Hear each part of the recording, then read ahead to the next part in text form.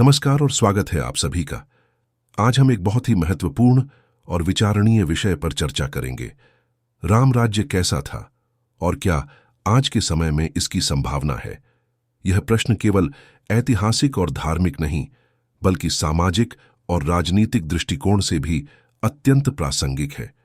जब भी हम राम राज्य की बात करते हैं, हमारे मन में एक ऐसे शासन की छवि उभरती है जहां न्याय, सत्य, समानता और समृद्धि अपने चरम पर थे। लेकिन क्या यह केवल एक कल्पना है या सच में ऐसा समय कभी था? और अगर था, तो क्या आज के युग में हम इसे फिर से स्थापित कर सकते हैं? राम राज्य की परिभाषा और विशेषताएं।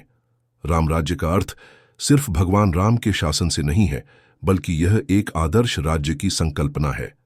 इसमें कोई भी व्यक्ति दुखी नहीं होता, सभी को समान अवसर मिलते हैं, धर्म और नीति के अनुसार शासन चलता है और न्याय का पलड़ा हमेशा सच्चाई के पक्ष में झुकता है। रामायण में वर्णित राम राज्य की कुछ प्रमुख विशेषताएं थीं। सबसे पहले इसमें राजा को लोक सेवक माना गया था। भगवान श्री राम स्वयं एक ऐसे शासक थे जिन्होंने अपने व्यक्तिगत सुख और हितों को त्याग कर प्रजा की भलाई के लिए कार्य किया। उन्होंने न्याय और नीति को सर्वोच्च स्थान दिया और कभी भी स्वार्थ या निजी लाभ को शासन में स्थान नहीं दिया। दूसरा, इसमें समाज में पूर्ण समानता थी। किसी भी व्यक्ति को उसके जन्म, जाति या आर्थिक स्थिति के आधार पर नहीं आंका जाता था। सभी को उनके गुण और कर्मों के अनुसार मान्यता मिलती थी। तीसरा, नैतिक और आध्यात्मिक मूल्यों को अत्यधिक महत्व दिया जाता था।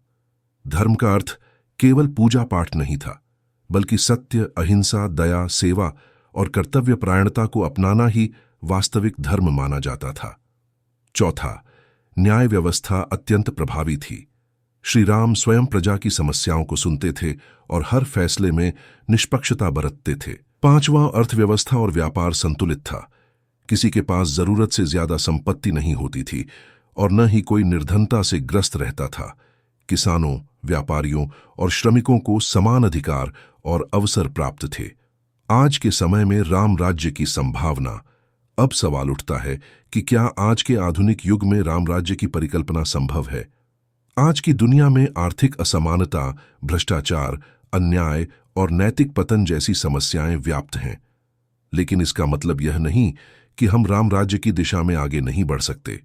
अगर हम कुछ मूलभूत सिद्धांतों को अपनाएं, तो इसे स्थापित करने की संभावना बढ़ सकती है। सबसे पहला कदम शिक्षा और नैतिकता है। अगर हम अपनी आने वाली पीढ़ियों को केवल तकनीकी ज्ञान ही नहीं, बल्कि नैतिकता और मानवता के मूल्य भी सिखाए, तो एक आदर्श समाज की नींव रखी जा सकती है। राम राज्य केवल भौतिक विकास नहीं था, बल्कि उसमें आध्यात्मिक और नैतिक मूल्यों को सर्वोच्च स्थान दिया गया था। दूसरा, न्याय व्यवस्था को निष्पक्ष और प्रभावी बनाना होगा। आज भी कई देशों में न्याय में देरी और पक्षपात जैसी समस्याएं बनी हुई हैं। अगर हम न्याय को शीघ्र, सुलभ और निष्पक्ष बना सकें, तो राम राज्य की ओर एक महत्वपूर्ण कदम बढ़ सकता है। तीसरा, आर्थिक असमानता को कम करना होगा। जब तक समाज में अमीरी और गरीबी की खाई बनी रहेगी, तब तक समरसता संभव नहीं होगी। सरकारों और समाज को इस दिशा में मिलकर काम करना होगा ताकि संसाधनों का समान वितरण हो सके। चौथा, राजनीति को लोकसेवा बनाना होगा। यदि हमारे नेता केवल सत्ता प्राप्ति के लिए नहीं, बल्कि जनता की सेवा के लिए राजनीति करें, तो राम राज्य की संकल्पना साकार हो सकती है। पांचवा, धार्मिक और सांस्कृतिक मूल्यों का संतुलन बनाना होगा। हमें धर्म को केवल पूजा पद्धति तक सीमित न रखते हुए उसके वास्तविक उद्देश्य को समझना होगा।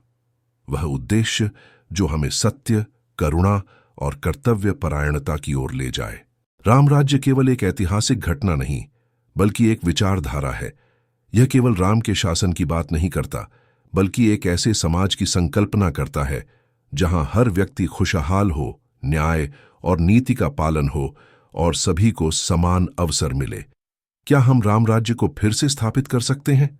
इसका उत्तर पूरी तरह हम पर निर्भर करता है। अगर हम अपने जीवन में राम राज्य के सिद्धांतों को अपनाएं, सत्य और न्याय के मार्ग पर चलें, तो निश्चित रूप से यह सपना साकार हो सकता है। तो चलिए, हम अपने जीवन में छोटे छोटे बदलाव करके राम राज्य की ओर पहला कदम बढ़ाएं। एक ऐसा समाज बनाएं जहां प्रेम, करुणा, सेवा और न्याय की जीत हो। धन्यवाद। आपका समय देने के लिए आभार। आशा करता हूं कि यह चर्चा आपको प्रेरित करेगी और हम सब मिलकर एक बेहतर समाज बनाने की दिशा में आगे बढ़ेंगे। फिर मिलेंगे एक नए विषय के साथ। तब तक के लिए नमस्कार।